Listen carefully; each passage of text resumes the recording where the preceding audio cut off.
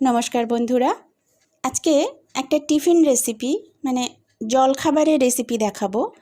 তো আমাদের বড় ছোট সবারই বিকেলবেলা হলেই কিছু একটু বেশ মুখরোচক কিছু খেতে ইচ্ছা করে। বিশেষ করে ছোটদের তো বায়নার শেষ নেই। স্কুলে যাওয়ার সময়ও টিফিনে সে এক ঝামেলা। তো খুব তাড়াতাড়ি চটপট বানিয়ে ফেলা যায় এমনই একটা রেসিপি নিয়ে এসেছি। চলুন দেখে নিই রেসিপিটা কী। প্রথমে আমি এখানে ময়দা নিয়ে নিচ্ছি। যার যতটা পরিমাণ দরকার সেই পরিমাণে নেবেন। আমি এখানে বড় কাপের 2 কাপ মতন ময়দা নিয়ে নিয়েছি। আর 1 কাপ মতো চালের গুঁড়ো নিয়েছি। একটু লঙ্কার গুঁড়ো দিলাম। পেঁয়াজটাকে একদম কুচি করে নিয়েছি, নিয়ে হাত দিয়ে একটু ভেঙে নিচ্ছি, সেটাও দিয়ে দিলাম।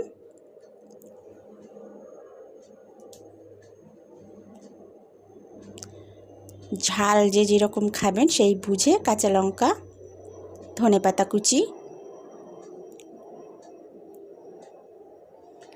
পরিমাণ মতো নুন,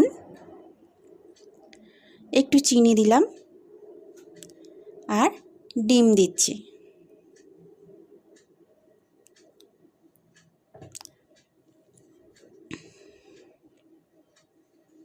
আমি এখানে 3টে ডিম ভেঙে দিয়ে দিয়েছি। সরি, 3টে না 4টে ডিম ভেঙে দিয়েছি।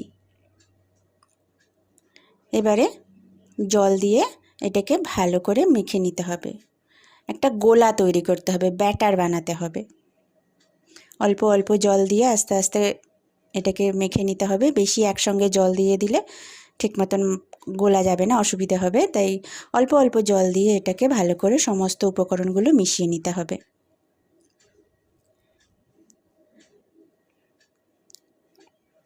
এক চিমটি মতন একটু বেকিং সোডা দিলাম, যদি না থাকে অসুবিধে নেই।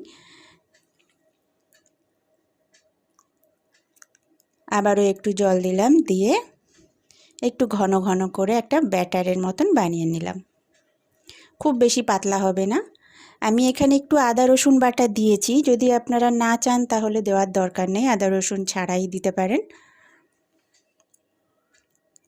এবারে তাওয়া গরম করে খুব কম তেলে এটা ভাজা হয়, ভীষণ ভালো হয় খেতে।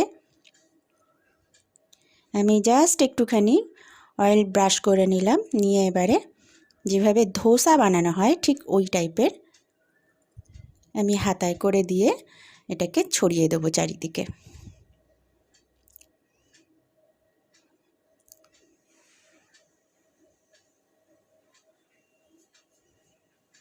এভাবে হালকা করে চারদিকে ছড়িয়ে দিতে হবে, যতটা সম্ভব পাতলা করা যায় আর কি। এভাবে গোল করে চারদিকে ব্যাটারটা ছড়িয়ে দিতে হবে। মিনিট 2-3 এটাকে এক পিঠ একটুখানি হতে দিতে হবে, তারপর এটাকে আমি উল্টে দেবো।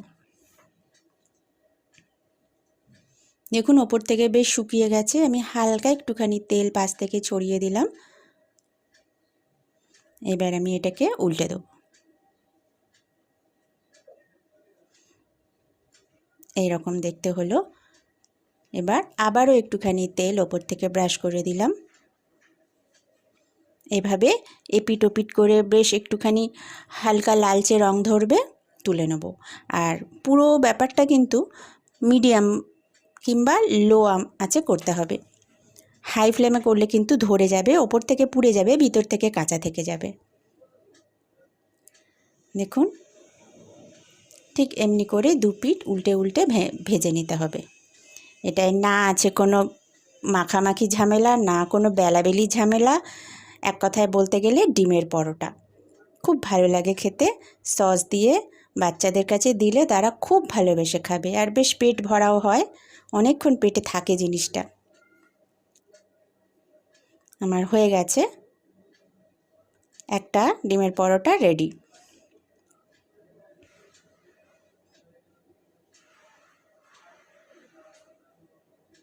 আবার অল্প একটুখানি তেল ব্রাশ করে নিলাম। আবারও সেম প্রসেসে ব্যাটার দিয়ে সেটাকে চারদিকে ছড়িয়ে পাতলা করে গোল করে দিলাম। দিয়ে আবার এক পিঠ ওই 2-3 মিনিটের মতন রেখে আবার উল্টে দিয়ে ঠিক আগেরটার মতোই তেল ব্রাশ করে এগুলোকে লাল লাল করে ভেজে নিতে হবে। খুব অল্প সময়ে ঝটপট তৈরি করে দেওয়া যায়, এগুলো খেতে ভীষণ ভালো হয়।